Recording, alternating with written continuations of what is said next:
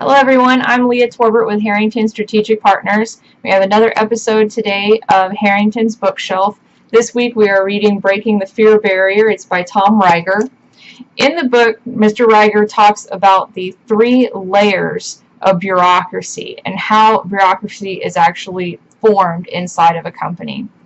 Well, when you first start your business, it might be you or just a couple of people helping you, and everyone is wearing a lot of different hats. You don't have someone that just does HR or just does accounting or just does sales. Everybody has to pitch in and help out because the budget is slim. There's a lot of things that have to get done to get that business going, and you only have a couple of people to help you out.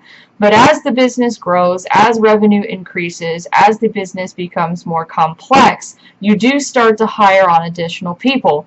And over time, you begin to have specialized roles in each department. You actually have an AR person and an AP person and someone that works on your website, someone that handles your IT, a specific sales or marketing person. Each one of these functions ends up getting a department manager. Now, over time, as these things develop, when you bring this manager in, one of the things that the manager of that department is going to be measured on is the overall performance of that department. So everyone that reports to them, all of their activity, what they do, how it impacts the company, all rolls up into saying whether the manager is doing a good job or not.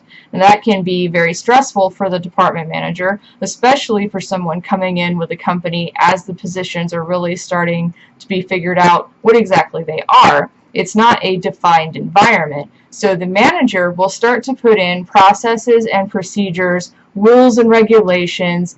You start to come up with these way we do things around here. And all of those things go into effect to make sure that the manager can actually control what's going on in his or her department. There's a lot of chaos when you have a bunch of people and there's no rules and everybody's just running around trying to figure out what to do. So naturally, rules and regulations and policies start to be put in place. Initially, these things help control the department, they help get everybody in line and everyone knows what they need to do. But over time, they can start to have problems within the company. Now, as long as things are going well, the manager's happy, everyone's doing what they're supposed to do. But the minute something goes wrong, this is where we start to have trouble inside the company, because the manager tends to think along the lines of what's going to be best for my department, meaning what's going to be best for me. What outcome do I need as the manager to make sure that my department is still running the way it needs to, and I as the manager am not going to have any problems coming up in my performance review. And so decisions are made based off of what's best for the department and the people in the department versus thinking about the business as a whole and looking at how something needs to be handled so that the business can be healthy and the business does well versus just that department. And when we get to this point inside the business, we now have the first layer of bureaucracy, which Tom Rieger calls parochialism. Then on top of parochialism, you have territorialism, and then there's an additional layer on top of that.